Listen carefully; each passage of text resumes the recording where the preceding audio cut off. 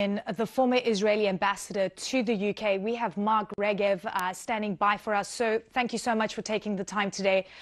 Good to see you. Take us through your reaction to the ICJ's interim ruling. We've heard from Prime Minister Benjamin Netanyahu, but what is your response?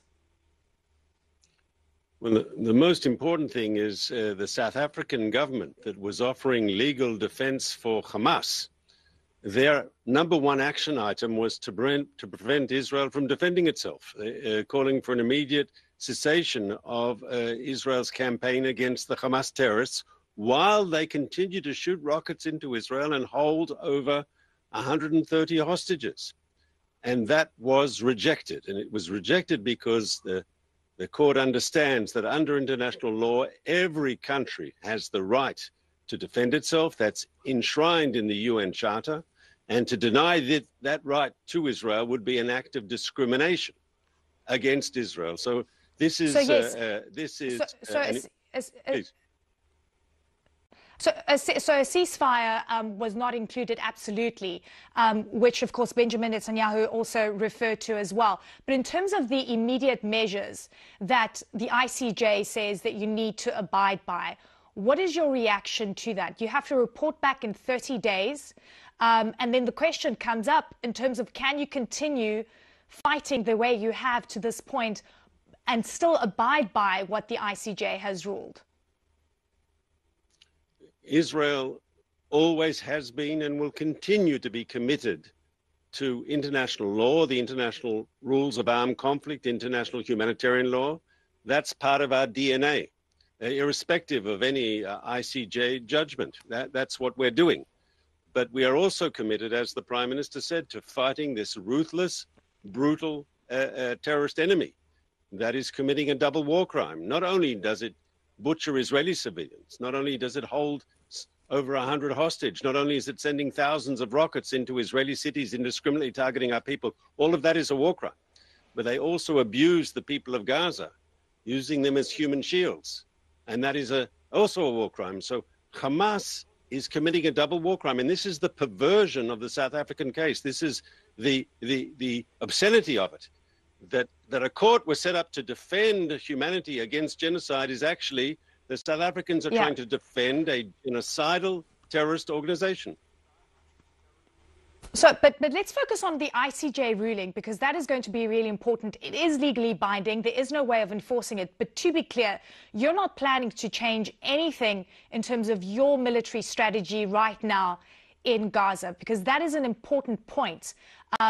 Because the ICJ, the president of the ICJ, Joan Donoghue, specifically referred to incidences in Gaza, also spoke about what the UN has been referring to as well. Evidence was put forward by the ICJ. So, first of all, Israel will continue our campaign against Hamas, and in parallel, we will continue in accordance with international law to distinguish between combatants and civilians. We will continue to work to facilitate the entrance of humanitarian aid into Gaza. And to be fair, I mean, they quoted the UN Human Rights Council in the deliberations today. The UN Human Rights Council has been accused of anti-Israel bias, not by Israel, but a host of Western governments too, who have pointed to its built-in anti-Israel agenda. And UNRA, they were also quoting the UNRA organization.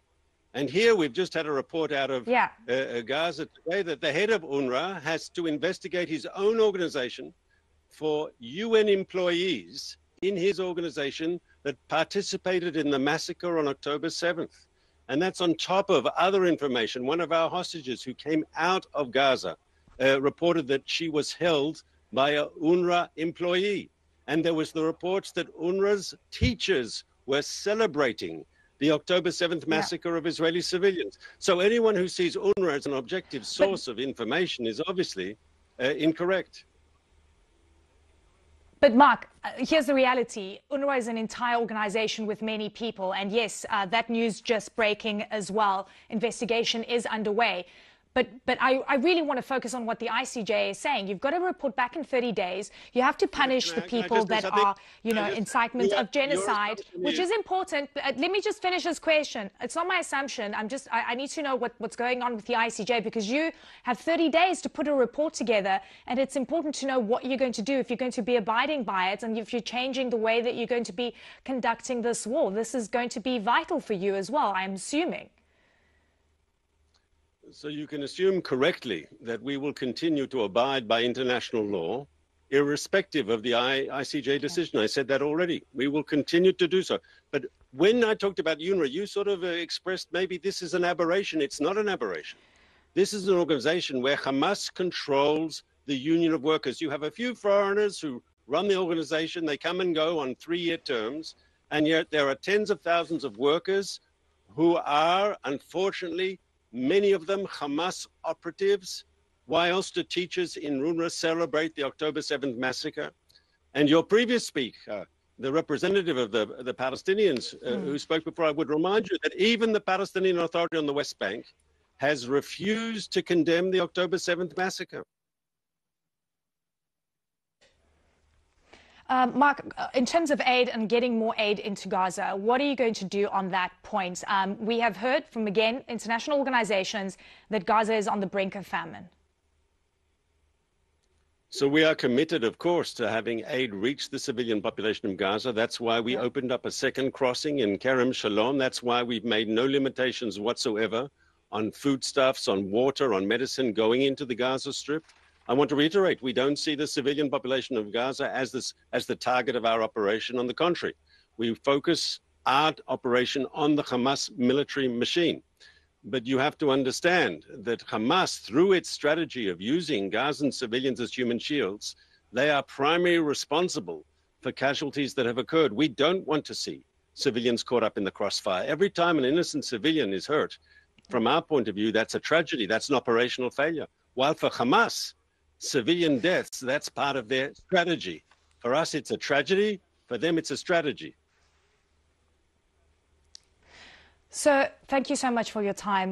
Mark Regev there for us. We appreciate you coming onto the show.